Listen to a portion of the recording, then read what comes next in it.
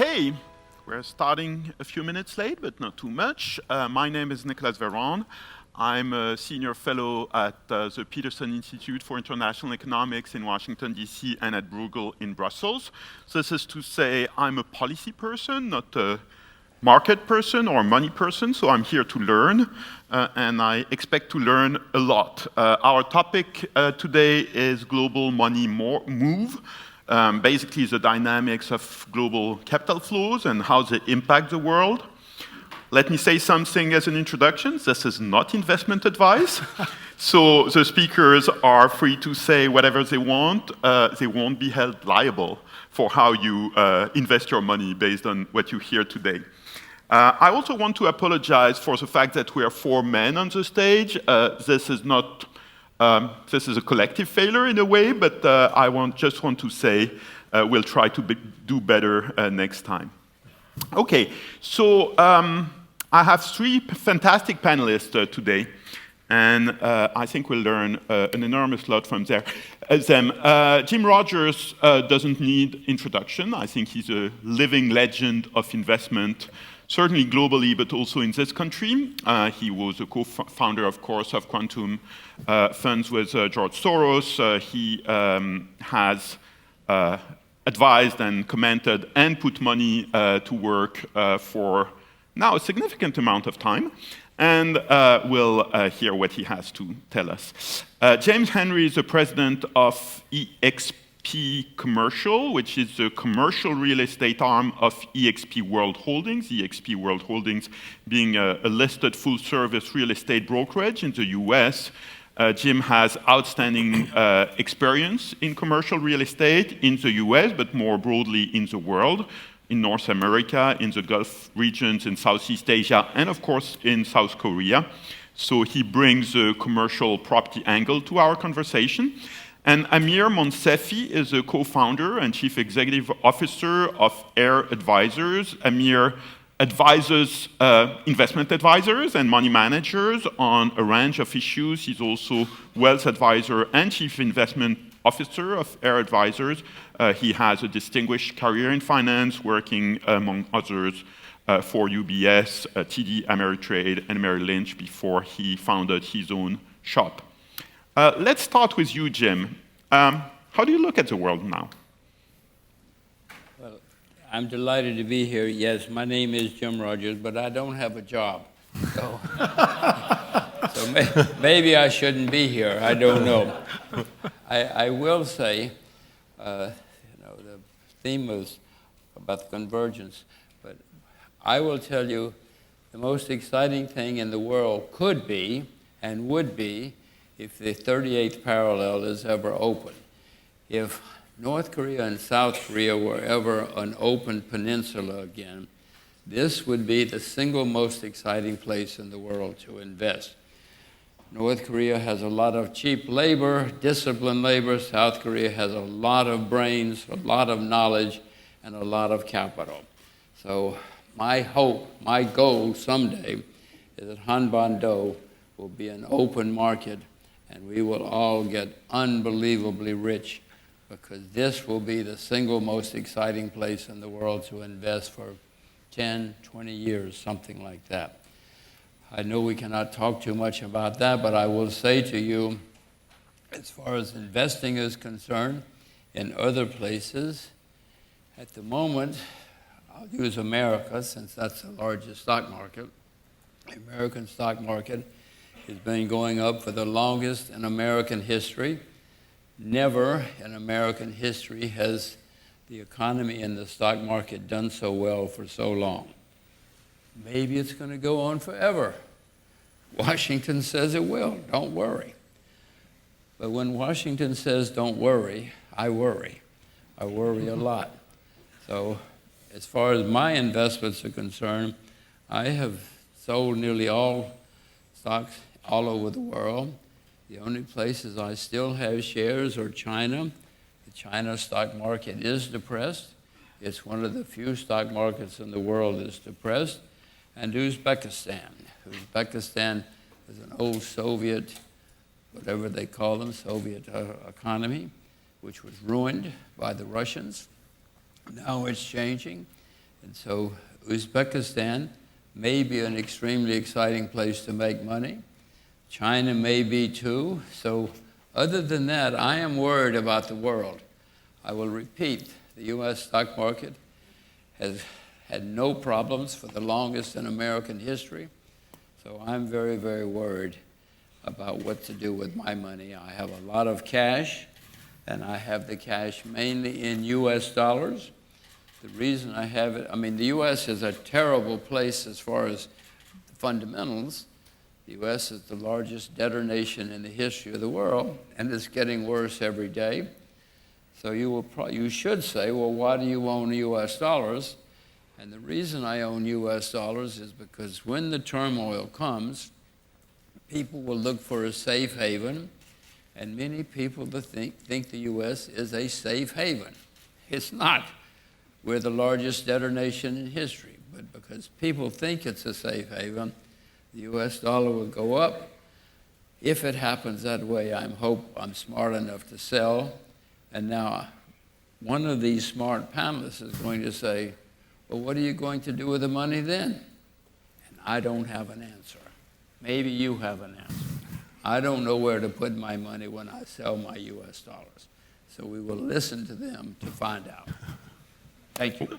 That's a teaser. Jim, where should we put the money? Well, you know, one of the things that we watched this, the world's really changed ever since 2019 to 2020 when COVID hit. And like what Jim said, with the amount of money printing in the U.S., a lot of assets got inflated. The stock market, real estate market, interest rates had to kind of go up. And with that, a lot of issues happened because of it. And with that, a lot of dry powder stayed on it because of the deployment of where you could put the money didn't make as much sense because with all the money printing over the last 5 years, 80% of money has been printed. Just think about that. So it had to work its way through the system. And we've seen, as Jim said, stock market going up, real estate market going up, a lot of turmoil in America. But the good thing is in US dollars, we see the power still of the US dollar relative to other currencies. So as we started watching globally, money started flowing in for a while as we kept on watching interest rate rise. From there, we were all hoping, and I couldn't believe who said that. Last year, we were going to have 7 rate cuts. 7 rate cuts. And I remember in 2023, fourth quarter, they were talking about 7 rate cuts, and then the stock market started going crazy. We were all waiting for the market to cut in America, watching all these changes in financial, from the economists watching what was happening. But, you know, we don't have it. But now we hope in September something may happen. But usually, we've always watched what happened before. When you do cut rates, you may get a little tick, and then the recession hits us. And I think most of us in America are going to have to watch the debates tomorrow, wants this to be over in America, so at least we have guidance of where our country is going to move. Because with all this uncertainty, and both sides are very extreme, that we need to figure out which way is the government going to go so we can make the right bets. But we do know there's a tremendous amount of dry powder. Global dry powder, it's still there also. And hopefully with some rate cuts and determination of where our country is going to go, we can actually deploy the capital and make sure things are moving. But I'll just say this, like all of us, we know with what happened with the move up with the assets, multifamily, retail, and industrial, they're kind of coming back to that line. But with office buildings, that's the one that's still stagnant, but we see a lot of opportunities depending on how we want to reposition it around the world and how we can use the land to better serve. And I think that's one of the biggest things in a lot of the urban cores through office buildings. It's a lot of innovation, and like I know it started in Europe, a lot more green bonds, green energy, technology to really use some of these office buildings. And for those that have been around 20 years when they said the mall was dead or changing, it was just changing. Things were overbuilt, just like the office buildings today. We're just going to have to reinvent and use the office. But as everyone knows, when this happens, when the Band-Aid gets torn off, some people are going to be hurt, right? And that's what we're seeing. A lot of these smaller community banks that lent a lot of money to these asset class. Amir, what do you make of it all? It's a customs officer's question. What do you have to declare? Yeah. But that will start our conversation. Well, first of all, when I found out that I'm on a panel with Jim Rogers, I said, I think I don't belong on this panel. And I was very excited for about 5 seconds and just full of fear afterwards, because if he's asking for my advice, this is all backwards, because I'm here to get a lot of this information from him. For us, we I need your advice. For us, I've been... You're in a danger zone, Amir. So I've been in this business for 31 years, advising high net worth, ultra high net worth clients. And the more time goes by, the more I realize how little I know and how little the vast majority of people out there know. So Jim has been really one of the rare exceptions. Jim and George Soros and Warren Buffett and Charlie Munger and just a handful of people, really. And for us, what we found for individual clients, individual investors, is that what has led to the most peace of mind for them and what has led to more consistent returns, but not big returns in the long run, is to focus on asset allocation and on their time horizon and on their goals first and foremost. So the biggest question we always try to answer first for clients, depending on their risk tolerance, their time horizon, is what percentage of your overall assets should be in the I'll call it 5 major categories, because one of them is basically everything else. It's cash, stocks, bonds, alternative investments, and real estate. So sometimes we include real estate and alternatives, sometimes it's its own category, but those 5 categories. And that's the biggest question that we try to answer for clients, is what percentage of your particular assets, and that's customized for each person, should be in these 5 asset classes. And then the next question is, within those asset classes, within stocks, how much should you have in US large cap, mid cap, small cap stocks? How much should you have in developed countries, in emerging markets? And I do have questions on this for you, because we don't invest even in individual countries, we invest in diversified portfolios, so it's something that we're trying to consistently learn upon as well. But the premise is that you have to start with yourself, your own portfolio, and your risk tolerance. Because what we found is that there's a whole field called behavioral finance that studies investor behavior. And we found there's a lot of different typical mistakes that investors make, herd mentality, following the latest things that you've heard about, and other things that cause you to either freeze when you should act or act when you should not. And we find that when you start with a diversified asset allocation portfolio customized to each person, that it actually helps, along with consistent education, that it actually helps eliminate a lot of these investor behavioral gaps that really impact portfolios in a negative manner. The second thing that we found is that the private markets have really opened up to where individual investors can be involved with private markets, whether it's lending to real estate, or whether it's real estate or private equity or private credit or alternative classes that don't have correlation, even things like life settlements that don't have any correlation to stocks or bonds, is a very growing category for individual investors, because this had typically been for institutions with multi-million-dollar minimums, and your money gets invested over a period of time. You have no liquidity for 10 to 12 years. That whole field has been opening up to where there are evergreen alternatives available that you can get true diversification away from stocks and bonds in asset classes that can also make some sense. Thank you so much for setting the scene so masterfully, also for being succinct in your initial remarks, because we want to have a conversation, so I encourage you to make it conversational, interrupt me when I'm too long. Jim, back to you. I'll ask you 2 questions, one about China, one about the US, and they're kind of obvious questions.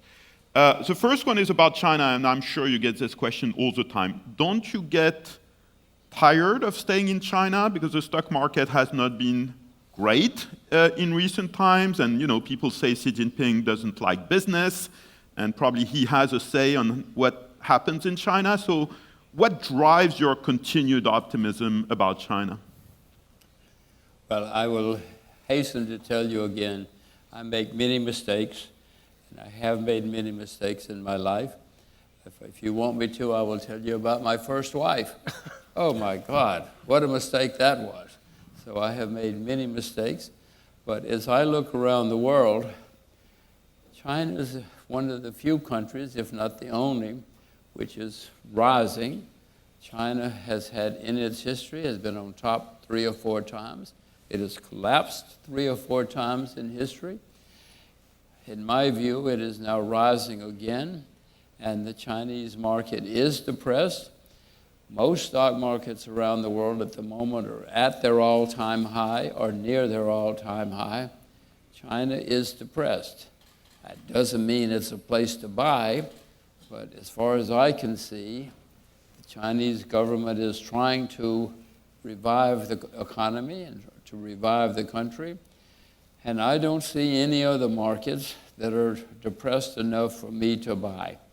The United States is at an all-time high. The Japanese market was down for 35 years.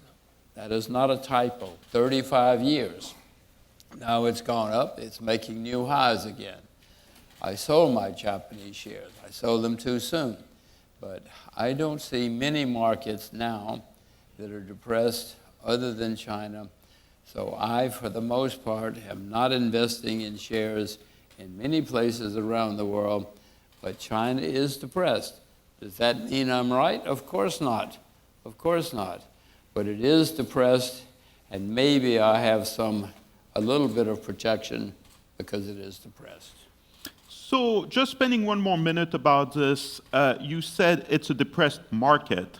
That assumes it's a market. When we look at the share of private sector companies in listed market caps in China, actually that goes down, not up. If you look at the last 3 years, the share of SOEs in the market cap, aggregate market cap of the top 100 listed Chinese companies has gone sharply up, not down. Are you confident it's a market? I'm not confident of anything. I can't tell you. I'm always worried. I'm always afraid when I make an investment. Oh my gosh, am I going to make a mistake? No, I wish it were that easy. Wouldn't it be wonderful if I could just buy shares and know that I will make money? No, I'm always worried, and I am worried about my Chinese investments right now. But if I look at Japan, if I look at America, these are 2 major economies where the stock market's at an all-time high. China's not at an all-time high. Does that mean I'm going to make money? Of course not. But I don't see any other markets in the world right now that are somewhat down. So my next question is not about Uzbekistan, it's about the US. And you alluded to the ability of the US to be the safe haven that people come to when there is a crisis. One aspect of that is what now late French minister calls the exorbitant privilege, the fact that the US can borrow a lot and there's always a demand for its debt. Now, the US is making a lot of use of its exorbitant privilege these days. The deficits are out of control, the debt is out of control, the fiscal situation is unsustainable on basically any reasonable yardstick. If it's unsustainable, will it continue to be sustained? Well, first of all, you use the word safe haven. I don't ever use the word safe when I'm talking about investments. I don't know anything that's safe. If you do, hooray, tell me. Write it down. Give me a note. No, there's no such thing as a safe haven, a safe investment when you're talking about money and investments. So my strong advice to all of you is only invest in what you yourself know a lot about. If I tell you to invest in Uzbekistan and you cannot find Uzbekistan on a map, do not invest in Uzbekistan. Stay with what you know. I am American. I know a little bit about America, but I know that the American stock market's at an all-time high. I don't like to invest in things that are at an all-time high. I know your parents taught you to buy low and sell high. So remember, buy low. Don't buy high and hope it goes higher. Wait till something's cheap. That's my advice. Coming back to China and the US, James, obviously we have had, I think, what everybody views as a deterioration of the geopolitical climate in general and the China-US relationship in particular over the last 5-6 years. How does it affect the investment flows that you're seeing? How does it affect where people put their wealth, where they put themselves, where they want to live? Can you tell us a little bit about the movements that you're observing over the last half decade or so? Yeah, so a lot of times with such a large market, before India started to move up too, China, obviously people wanted to start moving out. We saw this with the transfer of Hong Kong and other movements. People started moving money, even with Taiwan. We're seeing money start flowing out.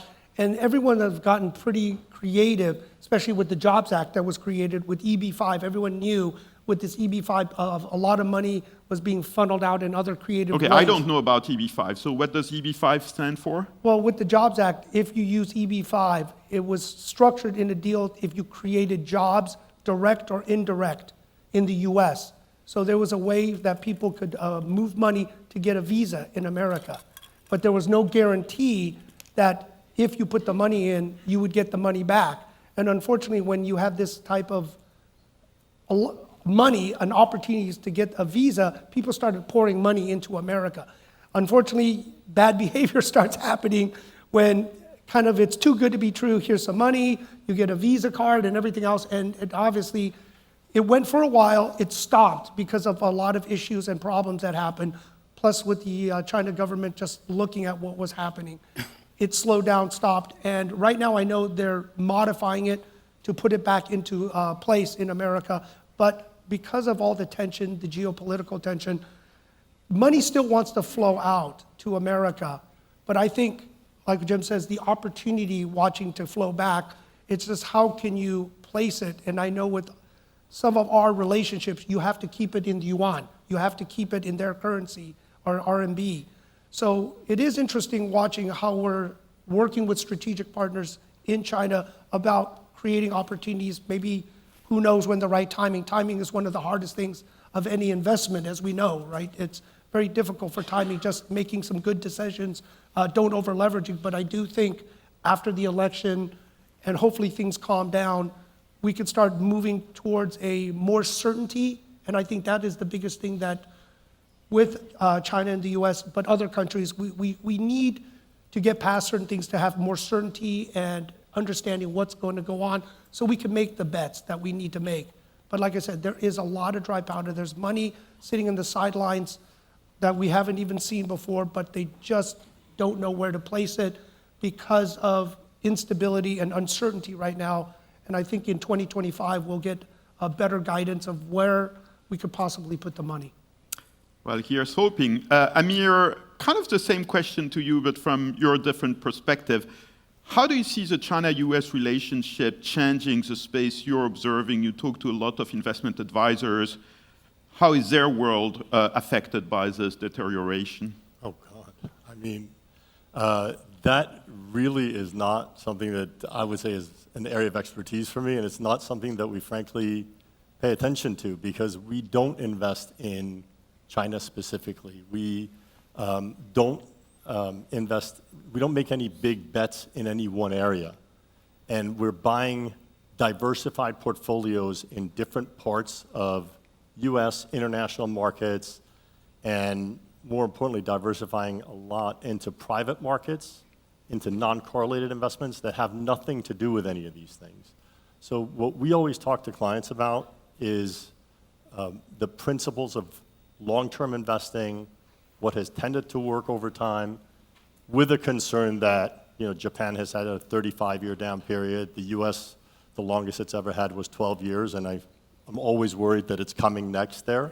It hasn't happened yet, but with an eye on diversifying away from that risk without removing it completely. Because as financial advisors also, when your clients are looking at what the S&P is doing, we have to have some money in there, but we don't overextend to any one thing. So I think that in particular, there's, we're talking about markets and we're talking about public markets. Most public markets are relatively efficient in that they price in everything, all the news that goes in Also in instantly. China? I look at the performance of money managers who pick stocks in areas, and the argument has been made that there's not as much efficiency in emerging markets. But if you look at the statistics, fewer than 6-7% of stock pickers in China have outperformed just a diversified emerging markets portfolio. So that's why I say our focus really is on the principles of investing that have worked for the last 100+ years. There's going to be down times, but to stay diversified in that way. The other thing is, so I was saying, when we're talking about markets, we're talking about public markets here, but there are many, many other viable investments in the world other than just public markets, right? I mean, there are real estate debt funds, for example, where you're not making a bet on real estate to a large degree, though. You take, for example, a $10 million apartment complex, they lend $5 million against that complex. It's a senior secured loan. So if the complex ever does not pay, they take over the whole complex. So that complex has to drop by 50% in value for them to really have a loss in it, right? And those portfolios are paying 9-10%. So I don't think anything is safe, but I think there's degrees of safety when something is at 100% and has to drop by more than 50 before you're feeling the pain. So I just think that there are other markets that should be looked at other than just US or international public markets. Jim? There are many markets in the world. I mean, I invest in commodities at times, but even commodities. I mean, gold is at an all-time high. Gold has never been this high. If you want to invest in precious metals, I would suggest you invest in silver. I own silver. I would buy more silver today. See, I will show you. He's taking notes. Wow. Here. Here you go. This is not a gift. This is just an example. We're watching. But silver is down 40% from its all-time high. Gold is at an all-time high. I own both, but I would buy silver today because if the world has a big problem again, many people will go to precious metals. I'm an old peasant, and all of us peasants know we need some silver in the closet. We need some gold under the bed. But there are other things, cotton, wheat, oil, many other kinds of commodities. And in the world in which we live today, I had rather own commodities than stocks in most countries in the world. But they're bonds, they're currencies. You can invest in US dollars if you want to invest in currencies. I hope all of you will learn about the other investments besides just stocks in Korea or stocks in America, because there are many ways to make money, and I would urge you to start thinking about maybe some other things. So in the last 5 years, it's been a rare instance that I was in a conference and somebody mentioned gold and silver and didn't mention crypto. In a word? Well, I do not own any crypto. I have not sold short any crypto. I don't see any basic reason for crypto other than as trading vehicles. And I know people have traded and made a lot of money. I'm not a trader, but if you're a good trader, crypto might be for you. But it's not for me because I don't see as any use for crypto except as a trading vehicle. You mentioned at the beginning your interest in Korea and also in the future of the peninsula. In this country, there's a lot of passion about crypto, blockchain, distributed ledger, lots of innovation, lots of government policy to support it. How do you look at that? I want to repeat, if you're a good trader and you understand crypto, do it. Do it. And I hope you get very rich, but it's not for me. I have learned in my investing career that many things I don't understand. So I have learned not to invest in things I do not understand. quick words on crypto and DLT from James, Amir? Yes. Yeah, James. I'll go. You know, it's interesting with the technology where we always say commercial real estate is a lowbrow, very old type of business. But with the new technology, blockchain versus crypto, right? Very different. But with the ledger and everything else, it does make it efficient. It does track. There's other things to use the blockchain. And I know people are trying to, as people watch the pattern of liquidity, of tokenization. So that is one thing that people have brought up, using blockchain tokenization to allow kind of a liquidity for secondary market on real estate products if you don't go into a REIT. So it is exciting, you know, where this innovation and technology to an old school real estate product, been around forever, like gold and silver, but using this new technology. It's very fascinating. So you're looking at that space, you've seen a lot of promising ideas, innovations. Have you seen things that work, things that you can say with confidence will be there 10 years from now? You know, that's the interesting question. It's adoption. And it does take time, and especially if there's government regulations. I was talking to friends on this, especially with mortgages and others. It's not so much if it works. It works. But if institution, government agency adoption doesn't happen, then it doesn't work because you don't have people using it or enough people to use it efficiently. And it does take time for regulation, compliance, adoption with some of the major and the more complicated ones. It just gets difficult. So I would even say, as quick as things are going. So do I hear you correctly that none of the crypto, DLT related practices that you're watching is certainly here to stay?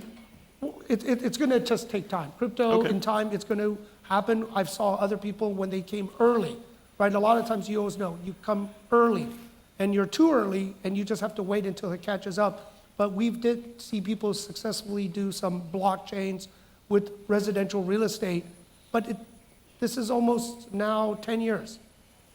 You know, so they kept on plugging away, and it still isn't there, and this is on the residential. So when you have to get the government agencies and adoption with the institutions and compliance, it just takes time. As you know, new innovation in America, especially with affordable housing, we're talking, especially from Asia, they were doing about modular homes, 3D printing, you know, all these very cool innovations to make it affordable. And they're quicker, they're better, they're faster, they're safer. They do all these things, but they're not used because how are you gonna finance it? How are you gonna put other infrastructure together? How are you going to, like stick builds, monitor this? So a lot of this improved technology is for the better. It's just, it hasn't been adopted and regulated and other parts that needs to be done before it can go full speed ahead. And that does take time. Amir? So I completely agree with what Jim said in terms of, first of all, we don't have to invest in everything just because you're hearing about it out there. And what I found is the more I'm hearing about something in the news, the more afraid I am of it. And I was getting a lot more calls about people asking me about crypto before the crash a few years ago, you know, at its peak. Everybody's calling, asking, why am I not invested in this? And after it crashed, nobody was asking about it. And so you don't have to invest in everything. But the reason that I've always stayed away from crypto is not because I don't think it's here to stay. I just think that I don't understand it well enough, and in terms of how do you value it. So there's a rhyme or reason to what a stock should be valued, right? You take it down to the simplest level of a company. You have a store, it makes $1 million a year. That store should be worth, you know, if it's a private company, maybe $5 million, for example. You might say, I'll give $5 million of future growth, and if it's a public company, it might trade for 10 or 20 times that, depending on how much it's growing. But there is a rhyme or reason or a range for what these things are worth. You're paying for future cash flows. For crypto, there's not really a way, and I've talked to friends and others who I know who manage crypto funds and said, tell me why Bitcoin should be worth $1 million versus $60,000 versus $20,000. And I've yet to hear a rhyme or reason as to what it should be worth. So it's not to say that I don't think it's going up or down. I'm not taking it yes, I'm not touching it for that reason. So let me... What should it be worth? Yeah. No idea. Yeah, what's the intrinsic value of precious metals? That's something I've always asked myself. And they have been around for 5,000 years and counting. That's my main answer to precious metals. They've been around much longer than I have. You know, people know what gold is. Jesus Christ was sold for 30 pieces of silver because silver was valuable. In many parts of the world, silver is still very valuable, and it has been for hundreds of years. Likewise, gold. Whether I like it or not is irrelevant. Exactly. People in the world like gold and like silver, so I like it too. So let me move to a different theme. I try to avoid TLAs when I moderated panels, and of course TLA stands for three-letter acronym, but there is a three-letter acronym that we hear about, which is ESG, environmental, social, and governance-related or driven investment. We know this theme has become controversial, even political in the US. So Jim, starting with you again, is ESG a thing? How do you look at it? It is a thing, and many people have watched LEEDs and green, renewable.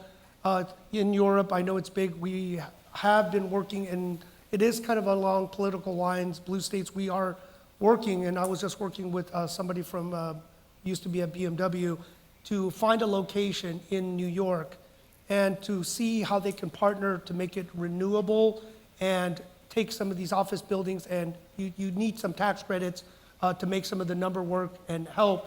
But there are some ways that, and it is good business in the long run, short term and long term, and there are now bonds and conditions that governments are putting on in certain states to have this and implement this within a certain period of time. But it is a process too, because a lot of it, you still got to make money from the real estate. And if you're adding these other conditions, because there's not efficiencies, technologies, and other things, it's just not there without some subsidies. But as things get progressed and also funds are being built for, let's say, green investment, renewable investments, it starts moving that direction. So it does take time, but there are movements, let's say California, New York, to implement this. And in New York, they're implementing it, I think it's 2035 or something, that they're trying to get a lot of these old buildings to modernize and adapt. So it is coming. And I know in Europe, it is a big part, the environmental and then governance and diversity. So it is coming, and I did tell a lot at real estate conferences that be prepared, start watching what's happening in Europe, and be ready for this. But it is a big topic. Amir, do you see the ESG wave gathering momentum globally, ebbing away? What's your perception? Well, the way we invest in the stock market, because our underlying belief when we talk about, we think markets are efficient and it's tough to pick stocks to outperform the market and it's tough to time markets. We only buy them through ETFs, low-cost exchange-traded funds, and now there's a whole wave of ESG ETFs in every category that are out there. We do not market ESG to clients because if you dig into those ETFs and all the stocks that are in there, one way or the other, you're going to be able to pick apart a whole bunch of these stocks and say, well, that's not really ESG, that's not really ESG, because we're investing in diversified portfolios. We're not buying any of these individual companies. And so we don't advertise ESG at all, but we do have, when we have clients that are asking for it, there are screeners through Morningstar and other software where we try to create a portfolio that's as ESG friendly as possible, but if you really have a diversified portfolio, it's tough to really say how much is it truly ESG. Jim? Well, I just want to pick up on one thing. I am not a fan of diversification. If you want to get really rich, you have to concentrate and focus. If you have a diversified portfolio, you may be fine. but you're probably not going to get really rich. And if you want to be rich, the way you do it is you find something that is going to work, and you focus and concentrate and concentrate. Now, many professional investors cannot do that because they have to protect themselves. But if you want to get rich, find something that you know is going to work, and focus, focus, focus. And that's how you get rich. I mean, Henry Ford did not diversify. Henry Ford put all of his assets into the Ford Motor Company and became very rich. So don't do it unless you know what you're doing, but if you know what you're doing, concentrate, focus, concentrate.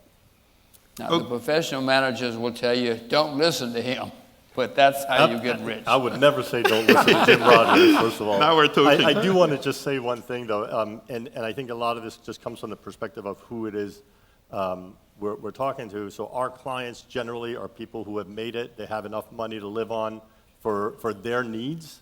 And so our primary goal, and in our business, you kind of attract what you're doing for clients. There are advisors who are much more aggressive. They'll have more aggressive clients. But for us, our primary goal and our idea is that if you've made enough money that you're reaching all your goals, first protect your returns. But Right. absolutely, I think concentration is, So that the clarifies most it. successful people Yeah. have been through concentration.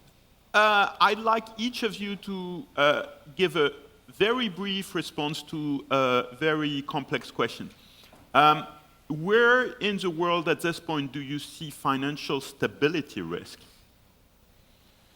Well, I will go back to the world right now. Most financial markets are booming.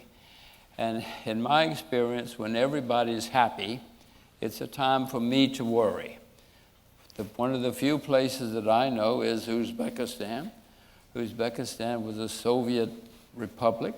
It was ruined by the Russians. It was ruined by the communists. But now there's a new crowd of people in Uzbekistan who are running things the way that Amir would run things. Maybe that's right, maybe not. But if you cannot find Uzbekistan on a map, do not invest in Uzbekistan. You must invest in what you know if you're going to be successful.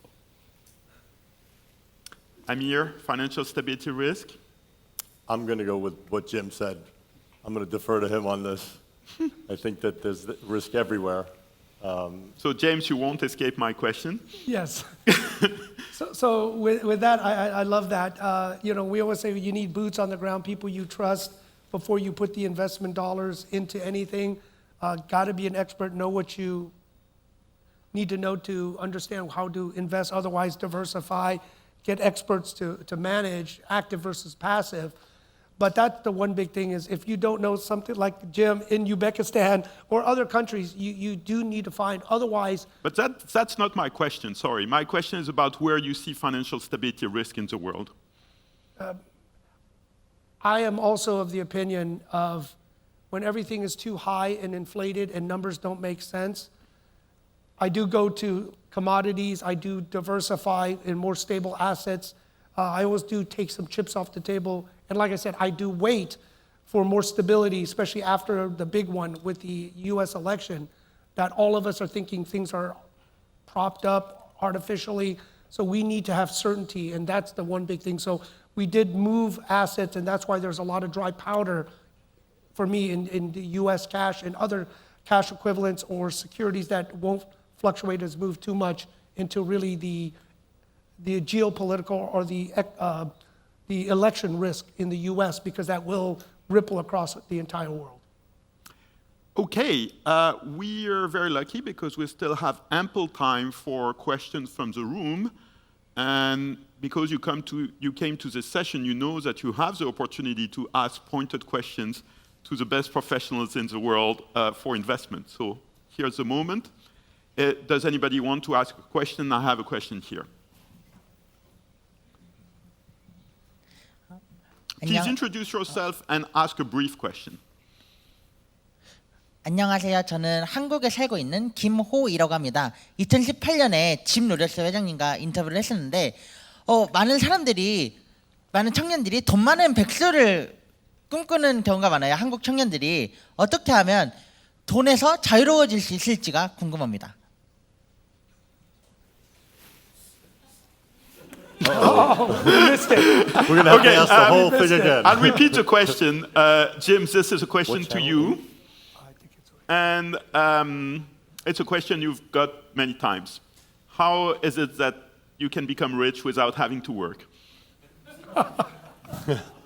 Well, I will tell you that I grew up without a lot of money, and I went to Wall Street. I didn't have any money, but I loved investing, and I spent a huge amount of time. There was a period in my life when that's all I did because I loved it so much. Don't think I started off. I had no money. And there were a couple of times when I lost everything, even though I didn't have anything. But it was my passion, so I spent a lot of time, energy, trying to find things that would be good investments. And I found a few that worked, and so I made some money. Now I'm lazy. I don't work so hard at it anymore, but I will hasten to tell you, investing is not easy. Everybody thinks it's an easy way and exciting to get rich. You hear these guys talking about how to make money. I will tell you, it is not easy. It takes a huge amount of work and knowledge and concentration. So that's bad news, right? There is no way to get very rich without working at all. I wish there were. If you know a way to get rich easy, I want to know. As I said, I'm not even in the market. Other questions? Yes, please, here on the first row. Please introduce yourself. I'm Woo-hyuk from Daegu International School. I'm a senior in high school. So with the inflation and everything that happened due to the pandemic and how the U.S. government responded to the side of things, we've seen now that the quantitative easing or any sort of traditional easing causes devastating results in the global market, especially in the cases of East Europe. But it has a speed advantage and it's immediate. From your professional opinions and also from the policy side of things, how do you think the new economy and the new government should handle those kind of crises? Who wants to take this up? Amir. So does it though? I mean, that didn't happen and I'm going to go back to you on this, but in 08, 09, after that crisis, there was quantitative easing and there was 10 years of recovery, right? So, the way I look at the markets is we tell our clients, again, because what we actually tell clients is that if you're investing in the market to get rich, we're not the ones for you. It's really people who have made it and want to make a return over time and not have huge drops. And so we always advise clients that you should have a 10-year minimum time horizon if you're investing in a diversified pool in the stock market. And all but 2 times in history in the US anyway, so far, that has worked. And so, I've listened over the last 30 years of doing this to all different predictions about the economy and what's going to happen next. But that doesn't factor in different things that can come up. And so we actually don't try to make any predictions about the economy. And we actually really say it doesn't matter if you have a 10-year plus time horizon. The studies have shown that you're better off staying the course and that you'll have better returns in the long run staying the course rather than trying to pick the ups and downs. Right. James, you look at the monetary policy of the Fed and at what, the different swings of the pendulums that we've seen in recent years. Is it your impression, and especially from your perch on commercial real estate, have we learned something in the last 10, 15 years in terms of the effect of monetary policies that we didn't know before? Or is it always the same game? It seems like it's always the same game. they're always slow to act and quick to overreact. And a lot of times, I do like, less government regulation a lot of times to the amount that we can have to allow free markets to work. So a lot of times when you do overregulate and other things, it artificially does something else.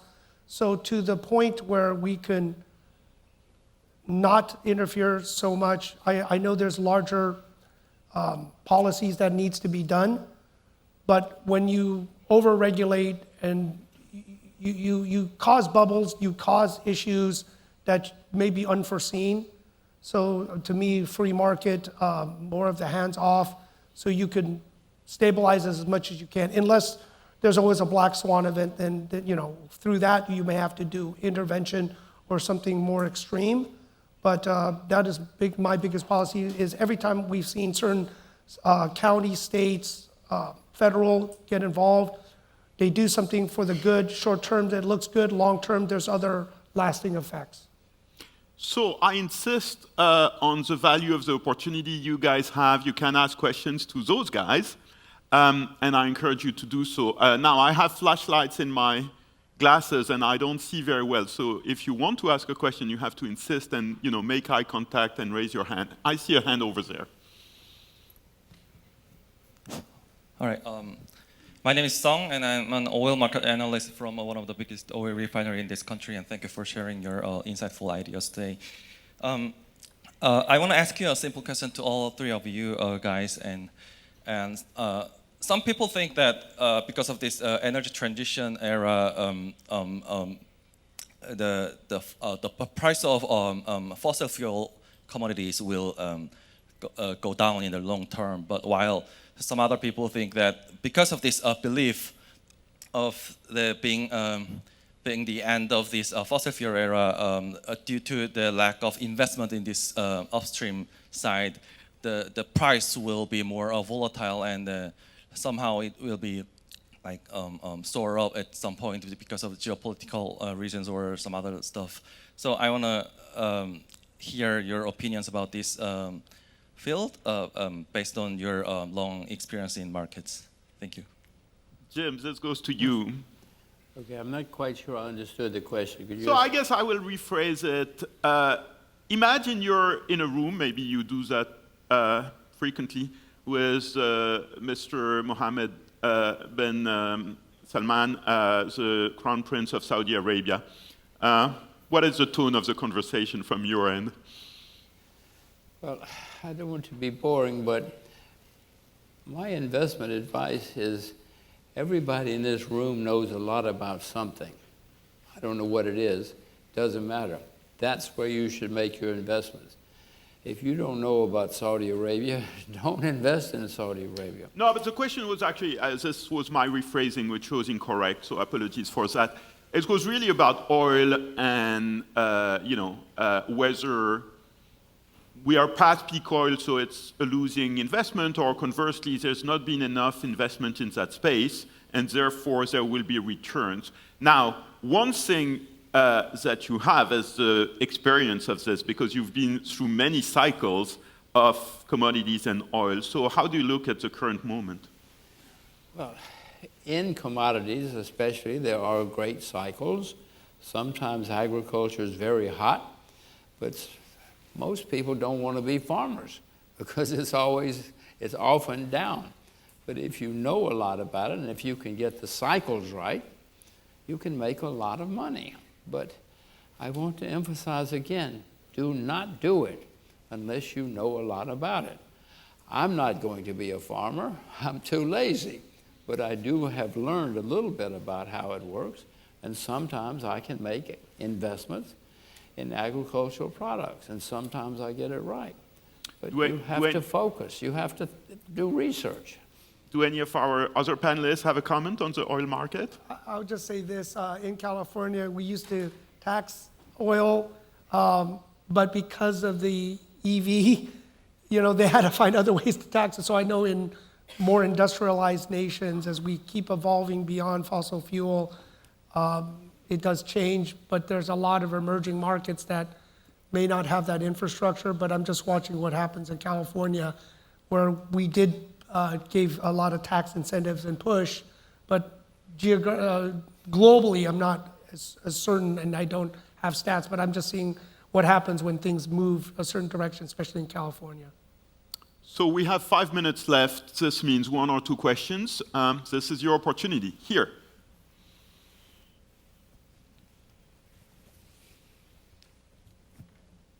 Right, thank you. I'm a manager from Hyundai Mobis working in investor relations team, and I have a simple question for all three of you. Just out of curiosity, do you have special ways to control your mind when your portfolio turns out red or the market is very negative? Because many investors fail to be patient during the time they have to wait, or they fail to overcome those minor failures of their portfolio. So just wondering, can you share your know-hows or mindset to overcome those kind of situation? I love this question. Who wants to start? I can start with that. For us, we spend a lot of time on client education, and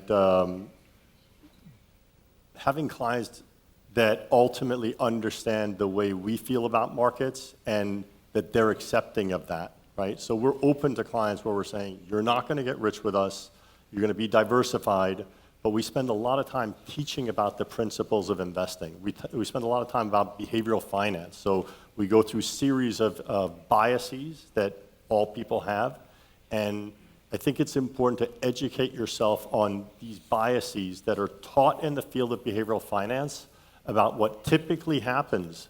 And those things tend to happen more when you're not pre-planned. So we create a plan for every client, it's diversified, and they understand what all those pieces are. We spend a lot of time before markets crash, because they always will, over a period of time, to prepare them for that and to remind them of these lessons about why you should not be knee-jerk reacting, having a fear of missing out when something's going up, or get afraid when something's going down. Because if you're in a diversified portfolio, and again, there's, I completely agree with Jim, where if you're concentrated and you know what you're doing, that's when you can get rich, right? But there really are, I would say, fewer than 20 people that I know of in the world, and he's one of them, that has the skill to do that. Right. And for the vast majority of people, I think that staying diversified and then making those guesses as different parts of that portfolio, but putting a sleeve in for that rather than making that the core, will help those behaviors when those times come. Jim. Well, yes, I understand about diversification, but I want to repeat, if you want to get rich, you will not get rich diversifying. Got that? But you also will not get poor. Well, no, I'm not saying don't diversify. I'm just saying if you want to get rich, if I told you you can only have 20 investments in your life, you're going to be very careful. You're not going to jump in and out of things. You're going to wait and wait and wait until you find something that you know is going to work. Now, some people say that's boring. Boring. Be boring if you want to get rich. Focus on what you know. Henry Ford was boring, but he made a lot of money because he focused on what he knew. James? Yeah, I'll just add from mentors of mine, don't over leverage, hold on with what you know, don't chase the shiny toy. And if you can hold it and just don't over leverage and buy good products, it does go, and don't over trade, because if you're not a professional, you're just gonna lose money. But buy right, don't over leverage, and hold for a longer period, and start early. That is important to compound, and hold back some of this immediate gratitude, and you just wanna buy something, but put away and be methodical about saving over the long term. This is a great way to conclude our panel. I think we got incredible amounts of wisdom from our 3 panelists. I heard a few things about how to get rich and how not. Please give them a big applause. Thank you.